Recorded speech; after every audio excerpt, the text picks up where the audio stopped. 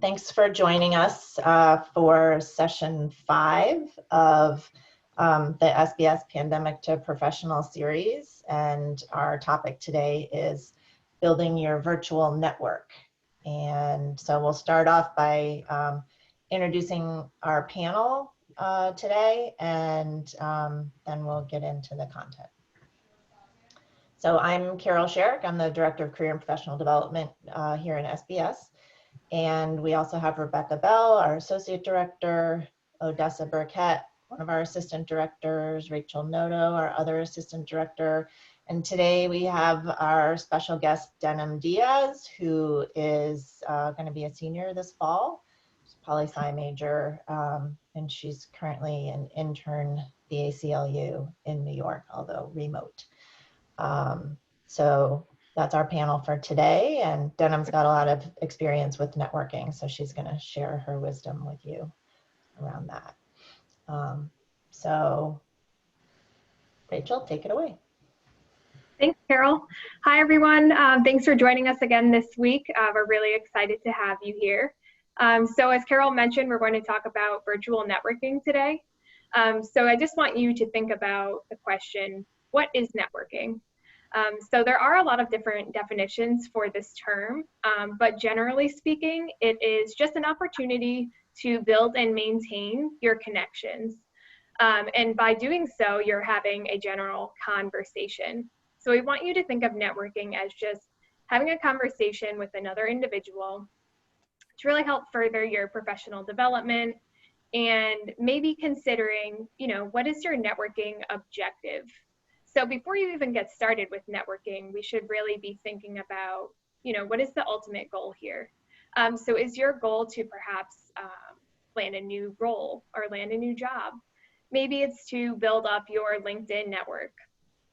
Maybe it's you applied to a job and you're looking to stay informed throughout the application process. So by really building up your network and having these conversations with individuals, this, again, is a great opportunity to really focus on relationship building and staying in touch with those individuals that are going to share similar values to you and help you really progress in your professional and personal development. So before we get started, let's initiate a poll here. So, all right, launch polling. So we just have a question here. So if you can indicate which activity you're most comfortable with. We just want to get a feel for what you would prefer. So would you prefer to meet up for a coffee chat? Maybe conducting an informational interview, which we'll get into later in the presentation? Or is it networking at a virtual or in-person event such as a conference? So if you can vote now, we'll process that. It can also be a tea chat, I suppose, for the non-coffee drinkers. Yeah. Or a water chat. Okay,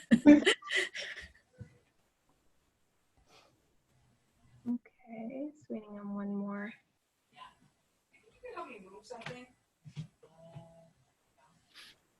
Awesome. All right, perfect. So overall, it looks like most of you do prefer to meet up for beverage of choice, such as coffee, tea, or water. And then in second place actually came networking at a virtual or in-person event, such as a conference. There we go. And then lastly is conducting an informational interview. So I think that's really interesting, and honestly, not too surprising that most of you prefer to meet up for the coffee chat. I think that's something that I would prefer as well, initially getting started. And as I mentioned before, it's really important to have that networking objective or create that networking plan for yourself. So maybe you're new to this and you're just getting started with networking, and that's okay. But maybe meeting up for that coffee or tea is going to help get your foot in the door. And maybe that's your first goal for yourself. So maybe you wouldn't initially start off with attending a virtual conference, but you prefer to just have a conversation over a cup of coffee. So that's something that we will get further into as well. Can I jump in for a sec? Oh, absolutely. So I can relate to the person who chose the conducting an informational interview. And I am a person who finds networking very awkward. And so it's always, it's a muscle that I feel like I always have to build. And for me, having the structure of an informational interview where I've come in with a list of questions that I'm going to ask the person, that there's not just a goal of kind of getting to know the person, which is sort of what happens in a coffee chat or at a networking event, but like with, you know, I have this list already created, so I know what I'm going to talk about, makes it much easier for me to feel comfortable in that conversation. That's a great point, Carol. Thank you. And, you know, really bouncing off of that too, having that list of questions, we always encourage students to think of maybe what's one thing that you already have in common with that person. So as you're doing your research before you network with individuals, you're all part of the UMass community. So again, that's something that you have in common with someone before you already initiate that conversation. So thinking about that can really help ease your nerves throughout that process. And I think the word networking is often a loaded word.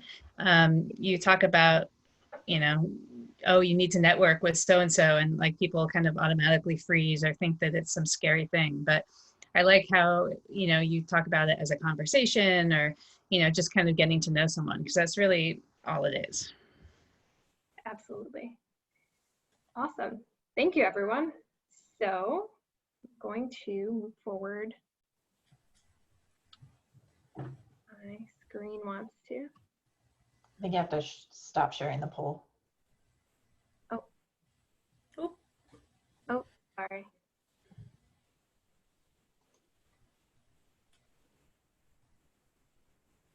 Did it stop sharing the poll?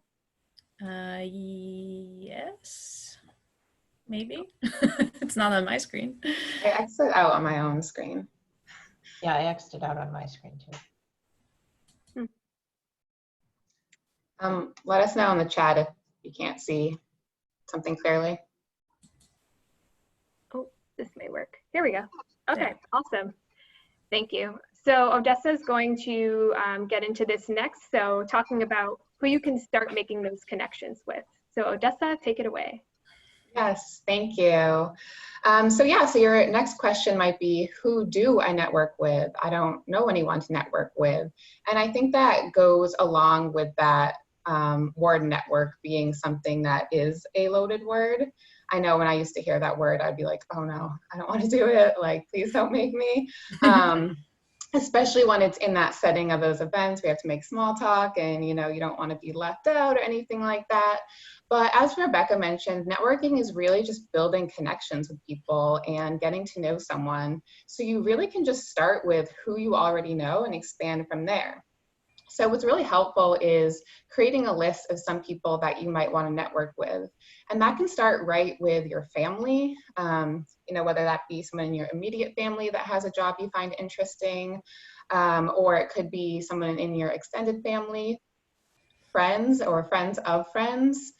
That's a great way to kind of expand your network, is, you know, asking someone that, you know, do you know anyone in this industry or in this field? And you'd be surprised, you know, I think there's the 7 degrees of separation thing where everyone's connected by 7 people in the world, which is pretty crazy.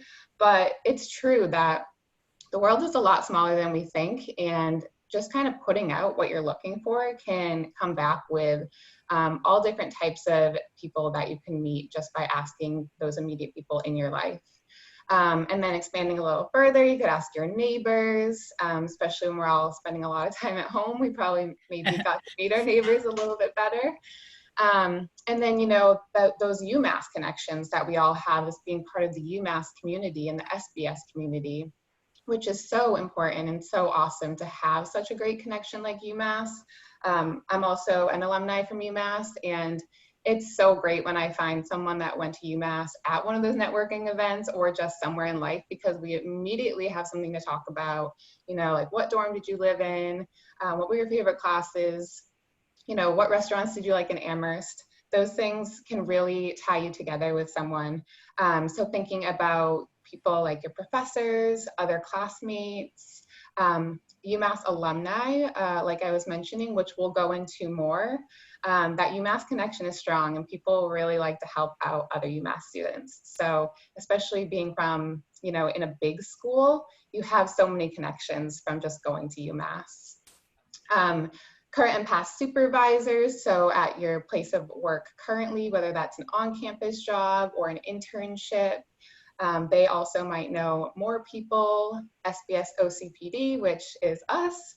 You can always network with us and see, more about our jobs, how we got into higher ed, and really anyone that you meet. So we love to take this word networking and make it more personable and realize it's just building relationships with people and building those connections, getting to know someone better. It can be formal or it can be casual. So really you can start just where you are today. Mm-hmm. Yeah. Go ahead. Go ahead. I was just going to say, one of the things that people have told me is that people like hairdressers or personal trainers, those are great people to network with because they get to know everybody and, have that like time where they just have to talk to someone. So even if you're thinking to yourself, I don't know anyone among my friends, my family, my friends, anybody who does this job, like think about someone, who might know a lot of people, and inevitably they're going to know someone. Yeah. And I was just going to say, you've all been in conversations with someone where they ask what you want to do after graduation, or how's your job search going, or whatever. And if you don't know what you want to do after graduation, but you have some idea, or if there's maybe you do know what you want to do after graduation, but you're having trouble kind of getting in or figuring that out, I always tell students, tell as many people as you can what you're trying to do or what you're interested in. So don't shy away from that question when you get it, but actually give them an answer about what you're thinking, because you never know when somebody's going to know somebody, or 2 weeks from now, after they've had that conversation and they know what you're looking for, they meet somebody who they could connect you with. So don't be shy about telling people what you're thinking, and about also saying that you don't know, but these are some thoughts that you've had. If you don't have a job, that's fine. There are tons of people that don't have a job right now. But don't be shy about that, because the vast majority of people get a job through some connection that they made. And maybe it's that they told their friend's dad that this was the kind of job they were looking for, and he knows somebody who knows somebody, and that's how it works. So you don't have to be sort of highly connected in high circles or anything like that. It's plenty of people. So don't be shy about talking about what you want to do. And also another note about how big the UMass alumni network actually is. So when I first started at the ACLU, I didn't know that someone on my team actually went to UMass, and she was also part of the Daily Collegian, which I'm also a part of. So that was also a really fun thing to learn about that I didn't know before starting the ACLU, which I should have known just by like going on LinkedIn, looking through people who are currently working in the department. But I was completely surprised, and this goes to show how the alumni network is huge at UMass, and you never know who you can meet and connect with. That's true. Great. All right. Thank you, everyone. So now we're going to get into some networking tools. We actually just touched upon LinkedIn and the UMass Alumni Advisor Network, which we'll get into. So I'd like to get started with LinkedIn, which I'm sure most of you are familiar with. So what is LinkedIn? In general, it's just a virtual networking platform. And again, it really helps you build and maintain your network. So thinking of, as Odessa mentioned, and everyone that's joining us today was talking about building those connections, even starting with family and friends. So thinking of who you can add to your LinkedIn network that is already in your inner circle. So for you, also a tip that's helpful is when you're requesting these people on LinkedIn, you want to make sure that you can include a personalized note or message with your request. So this way, again, it's more personal, and then it really helps you further those relationships. So that's a way to get connected on LinkedIn, is by sending that initial message to connect with those folks. And also consider who's already in your network, like I mentioned, but who also may be their second degree or third degree contacts that you can get in touch with virtually while at home. And something that's really cool about LinkedIn too is you can search a ton of things on here. So maybe there's a company that you're looking to work for. Let's say you're looking to work for Google and you follow their page. You can keep up with what's actively going on with the company. Maybe there's some new projects they're working on, some new initiatives. What have they been doing during quarantine and during the virus? So keeping up to date with everything that's going on with their company and things they're looking to initiate in the future.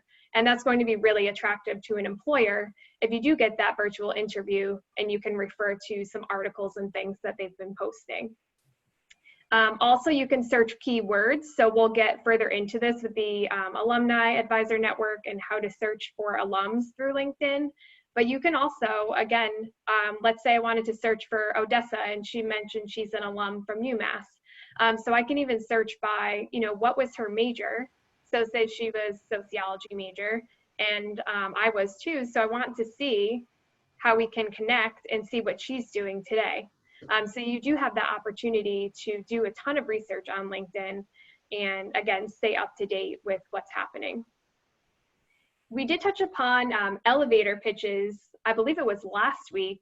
So it's a great opportunity to really highlight, what's your elevator pitch? What would you say about yourself that you want an employer in your network to see? So there is an option within your bio on LinkedIn to list a very short, just introduction paragraph illustrating who you are and what opportunities you're actively seeking. So it's not a chance to really list exactly what's on your resume. You want to make it a little bit more personal, and you can summarize a lot of your key experiences along the way. And also, just a side note as well, we do on the Moodle have a PowerPoint that walks you through each section and what you should include in your LinkedIn profile. So today I'm just giving a very brief overview of the virtual platform. So moving forward on that, you can also list some skills on your LinkedIn and get endorsed for them.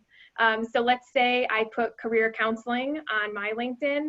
Rebecca can pop in and give me an endorsement and say how she likes working with me and how great some other you great are. things. So it's a great opportunity for you to, again, referring back to the resume, maybe you can't list all of those skills there, but LinkedIn's a great platform for you to highlight those extra skills that you want employers in your networks to be connected with. And another point for that too is look at the job description of those that you're applying to. Maybe there's some skills that they're looking for you to have.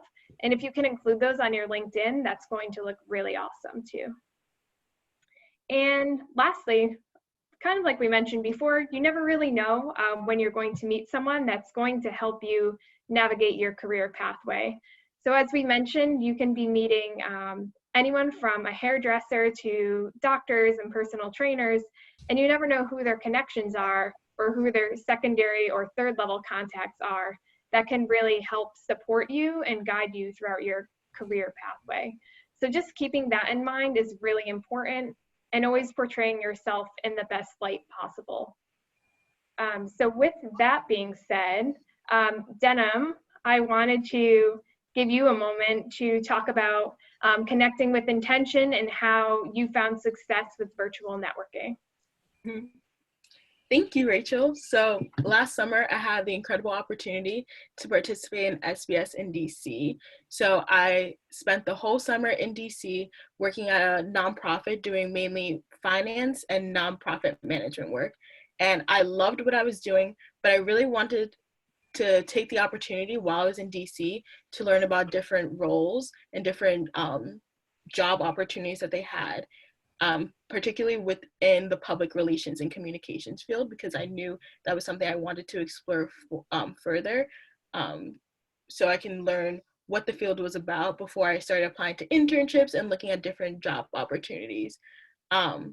So one of our assignments for SBS in DC was that we had to reach out to someone who worked in the field that we were interested in. So I used that as an opportunity to explore LinkedIn. And what I did was I searched in the search bar, public relations professionals or public relations, and then I searched with people. So as I was scrolling through LinkedIn, I saw that there was a woman who worked at Voice of America, which, if you guys don't know, it's a broadcast news agency that's government run, and she was director of public relations. So when I clicked on her profile, I saw that she was a Mount Holyoke alum, so Pioneer Valley, and she also studied political science in undergrad. So when I saw that, I was like, wow, we have two things that are in common for both of us. So I used that as an opportunity to send out an invite, and within my invite, I wrote up just a short note being like, hi, my name is Denham. I'm really interested in learning more about public relations. I see that we have a connection from being both from the 5 college system, and we both study political science. So I would just love to learn more about your career path and how you ended up at Voice of America. And she has like 500 plus connections. I didn't think that she would actually respond to me. Mm-hmm. And within 20 minutes, she accepted my request and wrote back to me saying, thank you so much for reaching out. I would love for you to come down for a tour of headquarters, and then we could take a little bit of time to talk more. So the next week I went and I took a tour of Voice of America, which was awesome. And after the tour, she picked me up and we went into her office and we just spoke more about her career path, how she ended up working at Voice of America, and any other advice she had for me. And then she invited me to another networking event, which was Washington Women in PR. So it was focused more on women, people who identify as women in the public relations field, and how they were able to get to where they are now. So when I went to that event, it was incredible. I got to meet a lot of people who would end up being my mentors now, today. And they were super, super sweet. And one of the women who I met at the networking event actually invited me to another event where I was able to meet someone who worked at Planned Parenthood, which is where I would love to work one day. And that person who works at Planned Parenthood was able to connect me to even more individuals who work there. One of them being another one of my mentors who works with me a lot with stuff in one of the organizations I'm a part of at UMass, which is affiliated by Planned Parenthood, with Planned Parenthood. And they actually have sent me a lot of like internship postings, job opportunities for Planned Parenthood, and also organizations that work directly with Planned Parenthood. And so that just goes to show you how connecting with one person can really get you in connection with a lot of different people. And mainly my intentions were not really to get a job or know someone who can get me in a specific organization or anything like that, but I really just wanted to know more about different fields of work, different opportunities that are available to me after graduation, and even while I am in college. And I definitely did get that from just connecting with that one person while I was in DC. That's one of my favorite stories. I love that story. Thank you so much for sharing, Denham. That's great. And I think she really illustrates here exactly how she was able to define her own networking path. So you talked about creating your own networking objective and like what your intentions were, and how things just kind of like popped up and happened, right? Just by having a conversation. So it's all about getting started and having those goals and that development plan in mind moving forward. So we really love hearing about your experiences. So thank you so much. Of course. All right. So moving forward. So Carol is going to talk a little bit about how we can find UMass alums through LinkedIn, and I will let her take that away. Okay, so I'm gonna share my screen here. We'll see. let's see, yes. Okay, so this is my LinkedIn account. And so if you want to search, do a search specifically for UMass alumni, just as a body of people, you would go to the search function, and it comes up for me here because I've done this search a lot, but you would type in University of Massachusetts. And so this is the UMass LinkedIn account. And then if you look over here on the left, you can select alumni. And now, right now it's showing you that there are almost 200,000 alumni in here. That's a little bit of a misnomer, really, because included in this quote alumni are alums, but also everybody who works at UMass and every student who's at UMass currently. And so there's more than just alumni in here. But so I'm going to click show more just so that you can see what this all is. So you can search by where they live, you can search by where they work, and this UMass is the first, the highest number of where they work, because this includes students and grad students and all of us who work here and whatever. So that shows up as the biggest employer. Fidelity Investments, Mass Mutual, Oracle, Amazon, IBM, Google, Microsoft. That's pretty interesting because most of those are technology companies. All of the top employers are actually technology companies, and that kind of matches up with the data that we get from our senior survey, which says that the industry that most of our graduates are going into in SBS is the technology sector. So you can search by those two things, but also if you click next, you can search by what they do and what they studied. So let's pick communication, and let's pick HubSpot as an employer. That's a tech communications company located in Cambridge. And click next again, and then what they do. So most of them are working in sales or support, HR, operations, business development, et cetera, et cetera.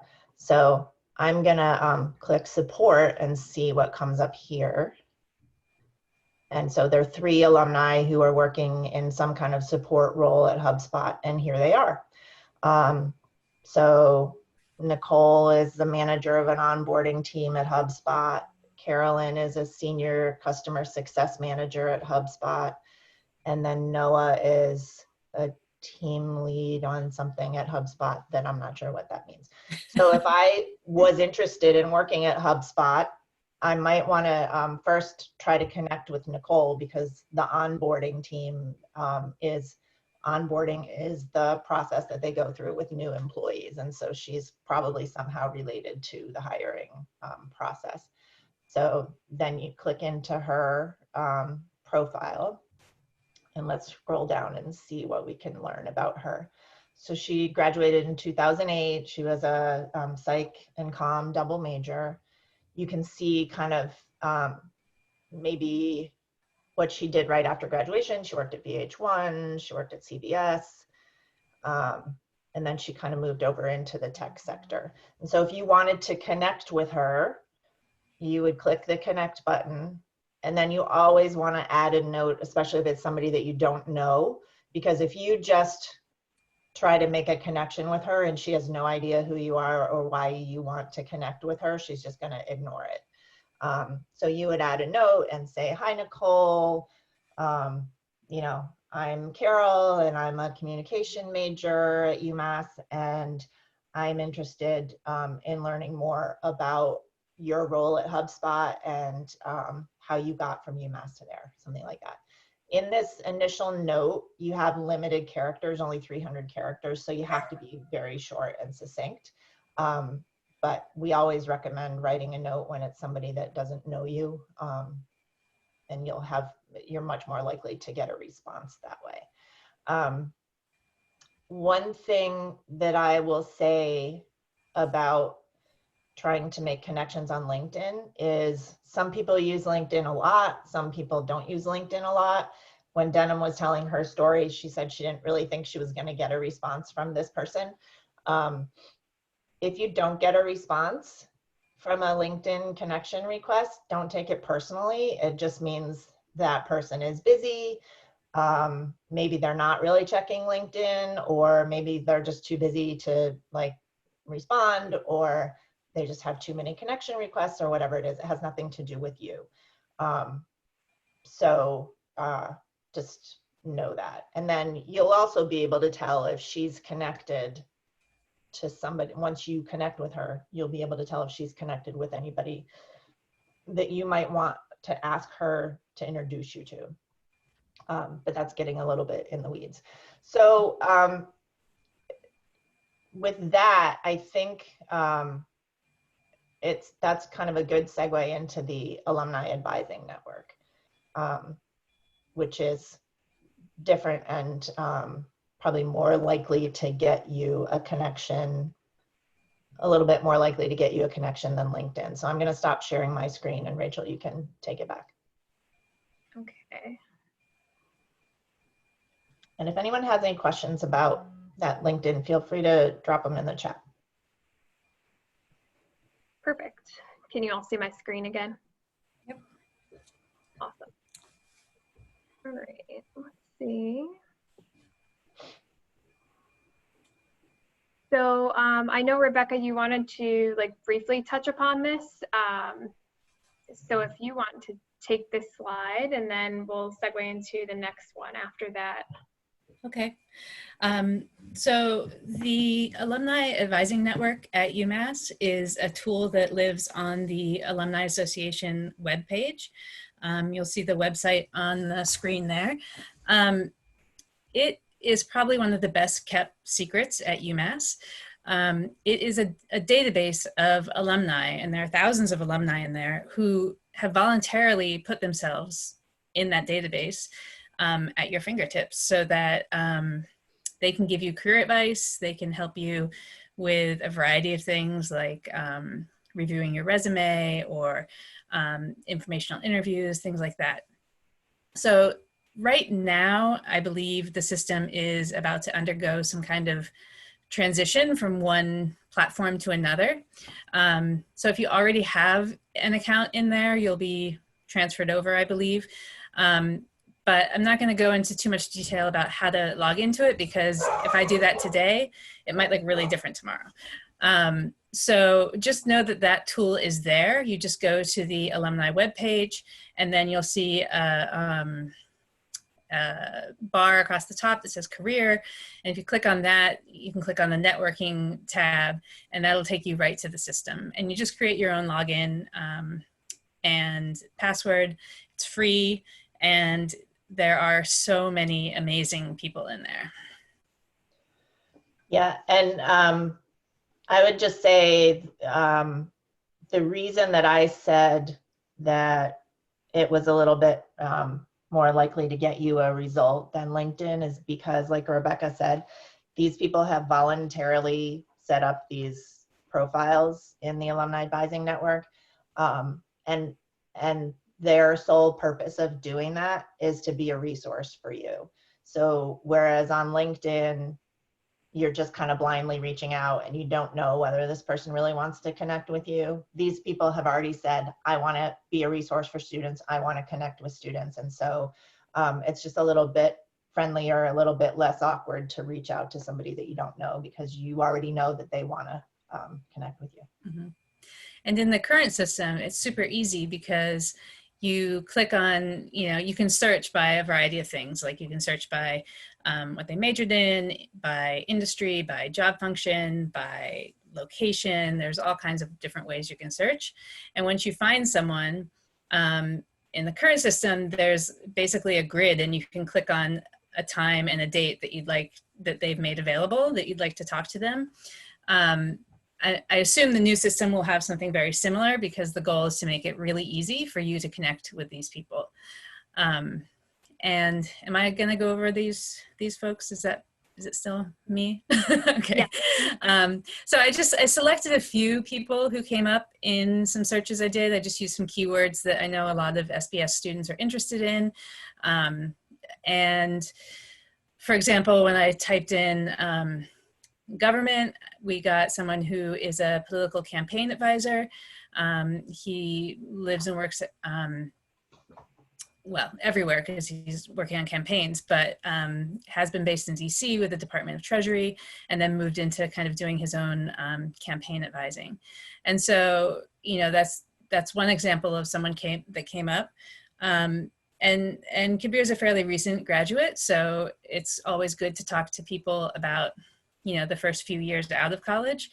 But then you have someone like Tom, who is a retired Foreign Service ambassador, and he had been the ambassador in a variety of different countries, and then came back and worked for different bureaus within the State Department.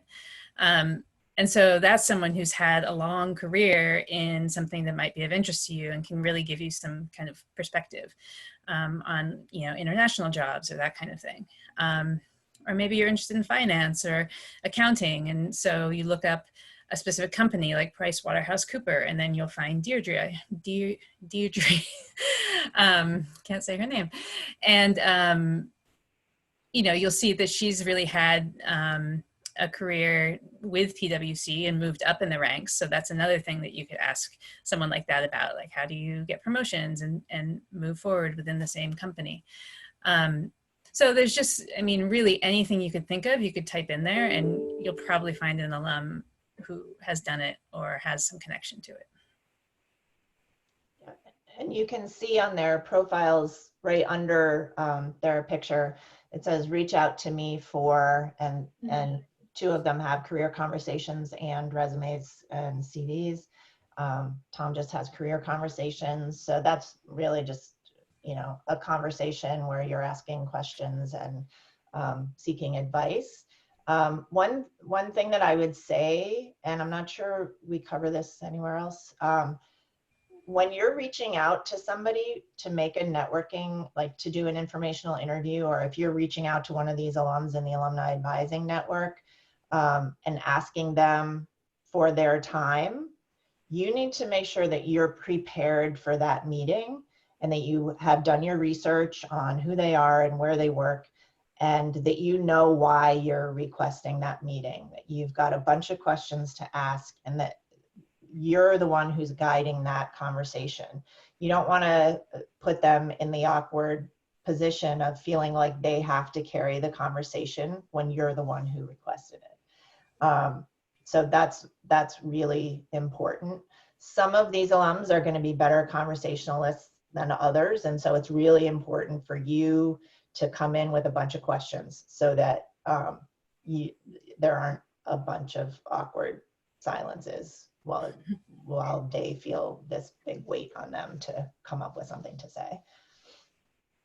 Yep, and a great way to get started with that as well, like Carol mentioned, doing your research, and again, going way back to the beginning, is starting with that career or networking objective, and that's going to really help guide your conversation. So prepare with those questions. There's never too many that can be asked. Unless you have a specific amount of time, make sure you really prioritize which questions that you want answered.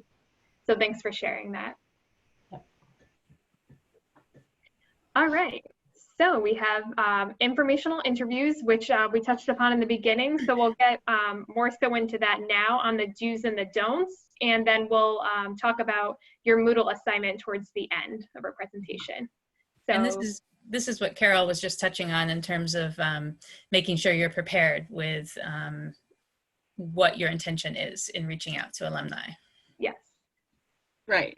So when you're doing an informational interview, you want to make sure that you're introducing yourself and how you got their contact information, just so that's very transparent with them. So for example, like with the LinkedIn, when you're writing a little note, you'll be like, hey, I saw that we're both from UMass, or we're both political science majors. things like that. So it's very transparent on where you got this information and who you are. Be clear about how much of their time you're asking for what purpose. Alumni and people you're connecting with, they're very, very busy people, as well as all of us. So you want to make sure that you're very clear with your purpose and what you want out of this conversation. So whether it be that you want them to introduce you to other people, if you want to just know more about a specific field or about the organization they're working for, make sure that you're very clear about that and you're setting that intention before, so you're not wasting anyone's time during this informational interview. Again, make sure you're preparing your questions ahead of time, because this just allows you to remain on point. You know what your purpose is from this informational interview and what you want to get out of it. Make sure you're thanking them for their time. Again, they're very busy. All of us are very busy, and you want to make sure that they know that they're appreciated for taking this time out of their day to talk with you about the work that they do, the organization they work for, etc. Always do like a little follow-up email with a thank you, and it's very, very much appreciated. Do ask if there are other people that you might want to be in contact with. It just goes back to networking, expanding your network, knowing that there are other people who, even if they can't answer all your questions, or maybe they're part of an organization that you're really interested in, but their role isn't necessarily what you're interested in, they can definitely get you in contact with someone else who may be more suited for like your interests. And do make sure you're finding a quiet location to talk to them at. So try not to do like really busy coffee shops. If you're doing it virtually, like many of us are doing now, make sure that you're in a quiet room, that the lighting looks good, all that stuff. So it's not super busy, and then you can really focus on the conversation that you're all having. Awesome, thank you, Denim.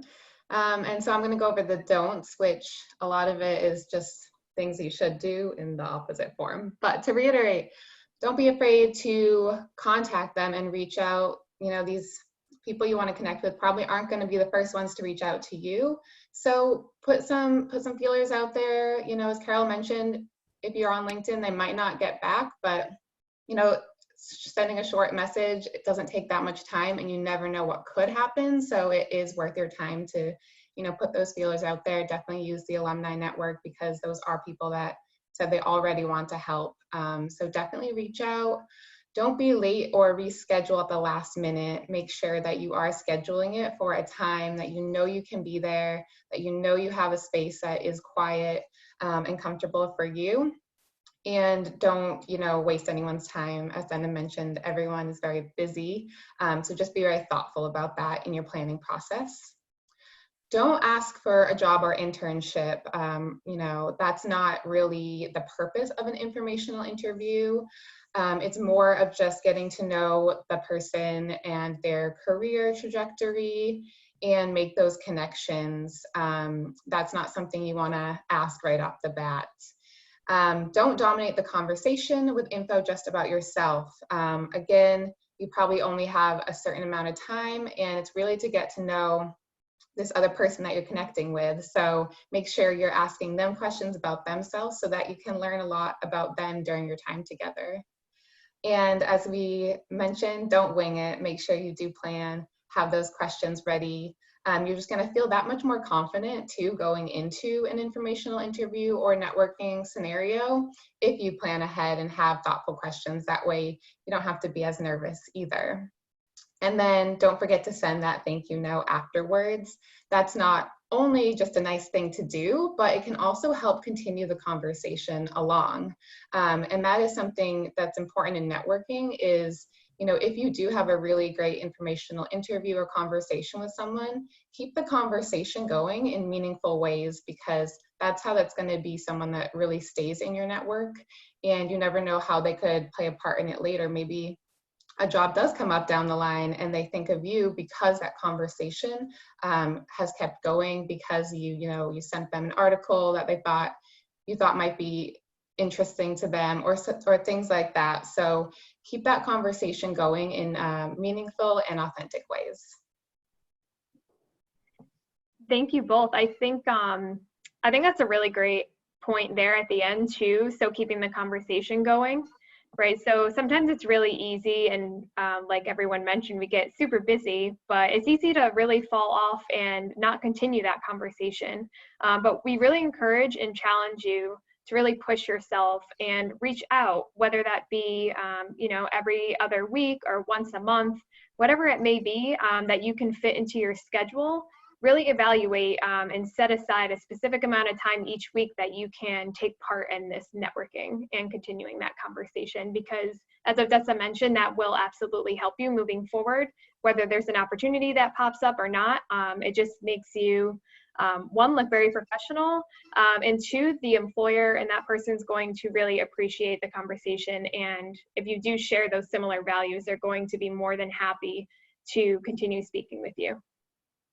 I'd also just add that networking is a two-way process.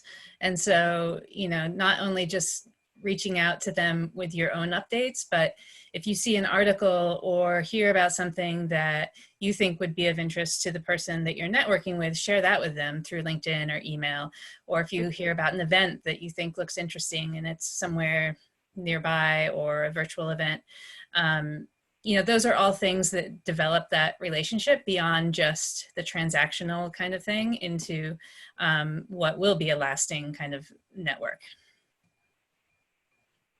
Yeah, we've had alumni speakers come and say that they're always kind of surprised and disappointed when they've met with a student and had kind of a networking or informational interview or some interaction with a student, and they've offered them advice and maybe connected them with somebody else, and then they never hear from that student again.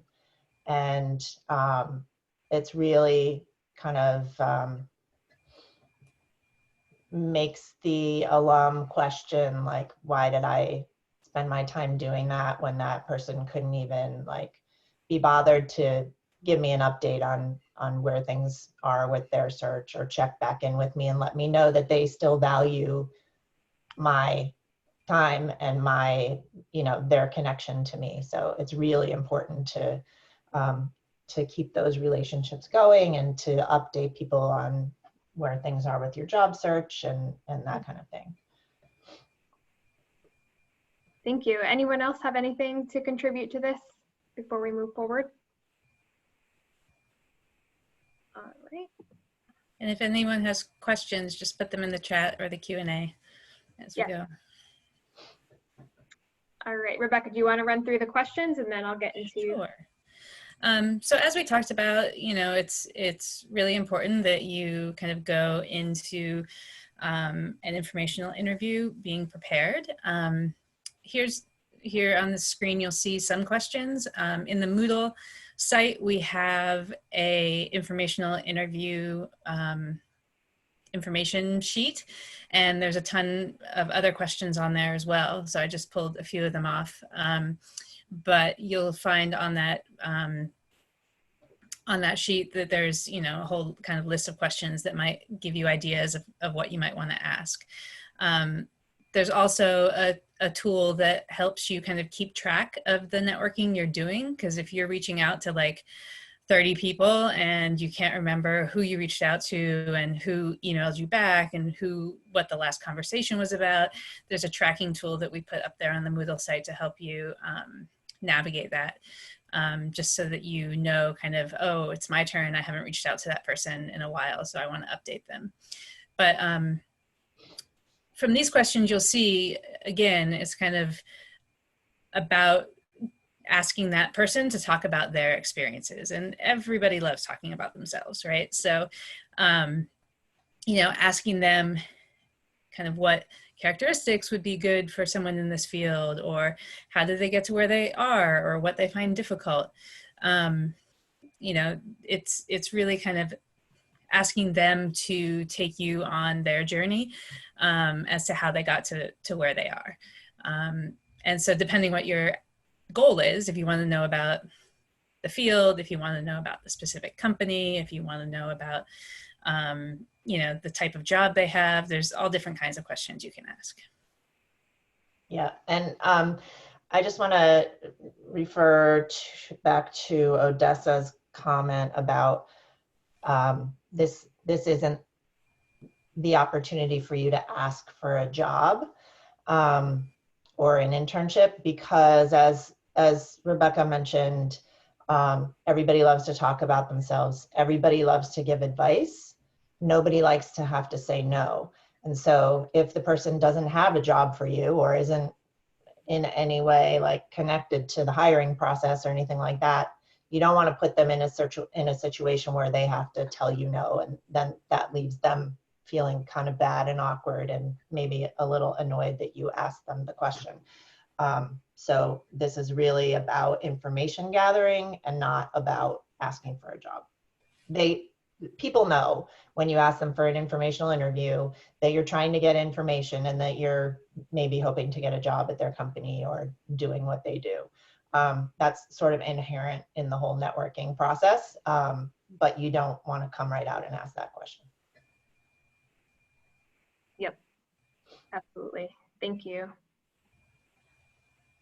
Awesome. So now we're going to talk very briefly about virtual events. So something that's really a positive of this remote work is that we actually have access to all of these different virtual events that are going on. So there is no restriction on the location. So maybe you were trying to attend a conference in California and now it's moved to be virtual. Absolutely, sign up for it, show up. This is the time for us to be doing and participating in these events that maybe we couldn't have done so before. So everything's gone virtual now, from, like I mentioned, conferences.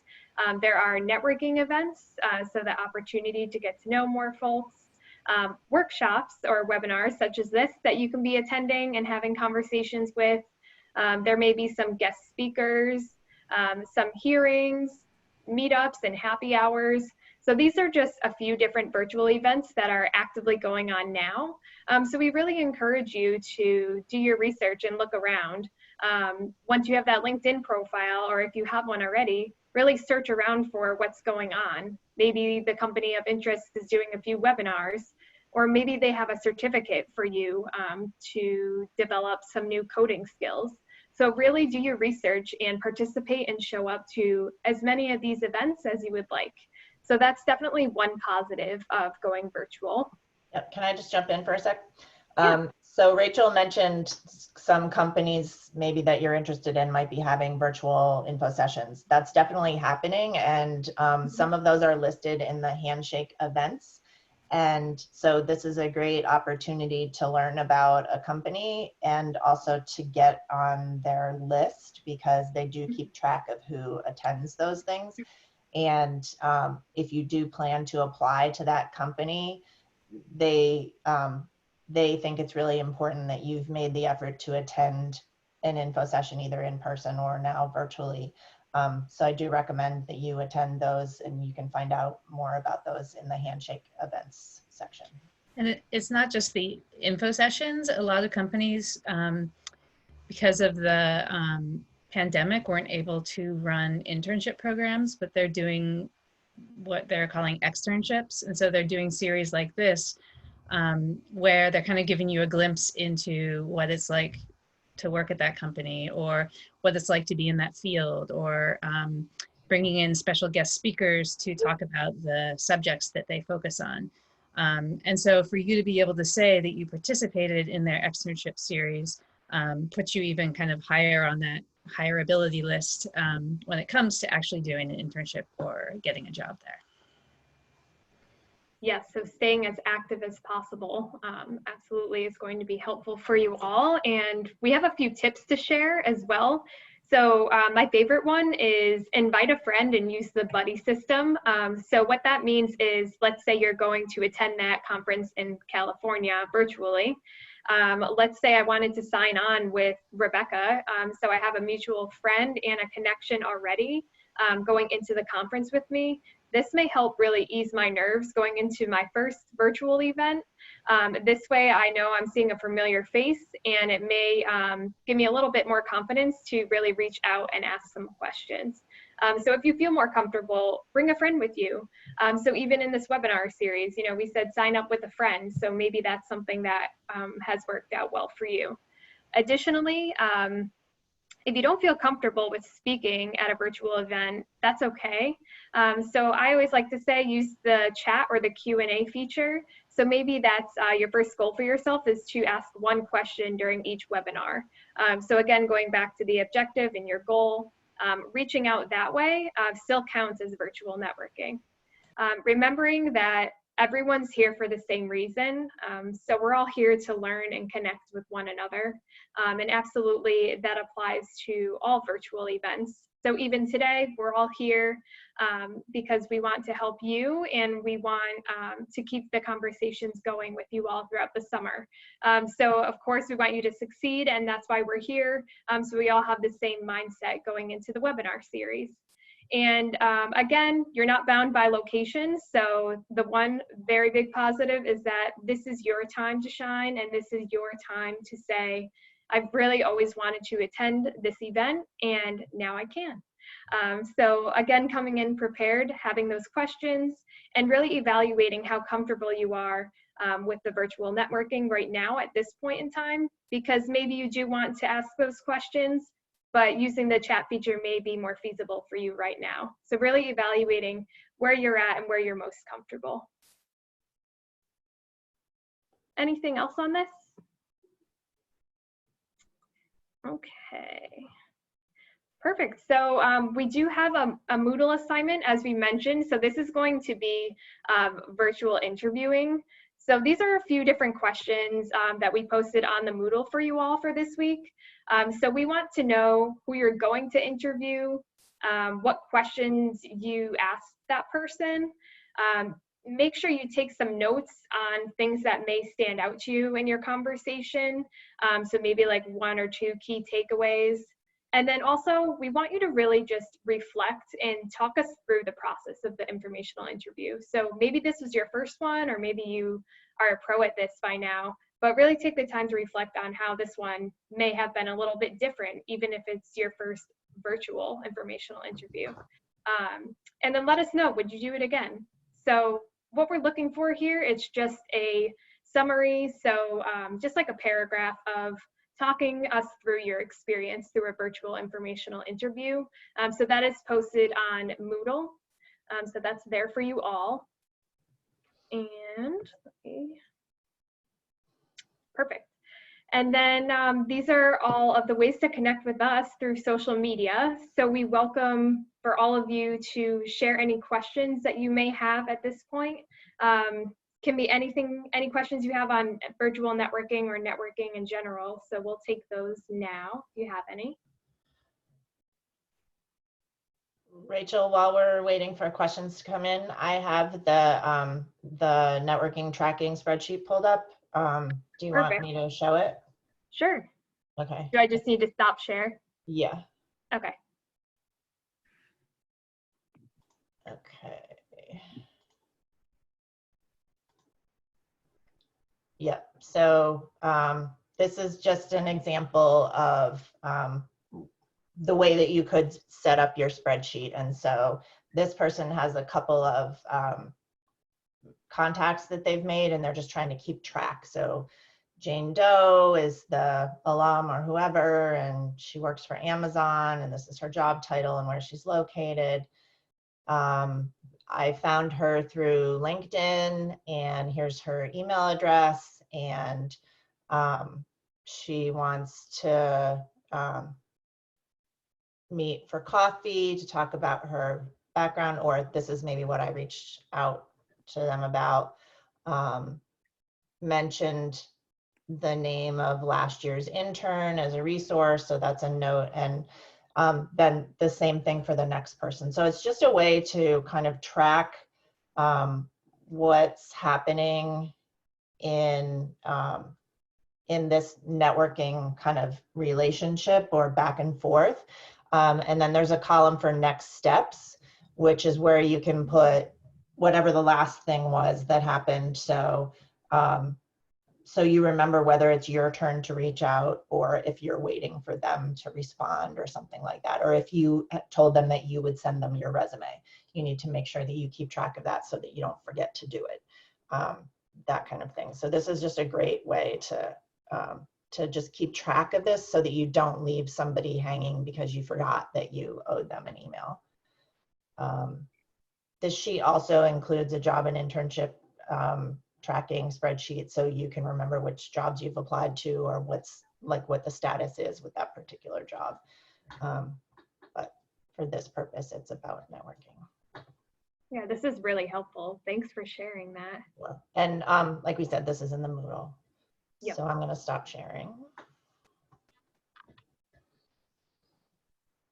So did anybody have any questions?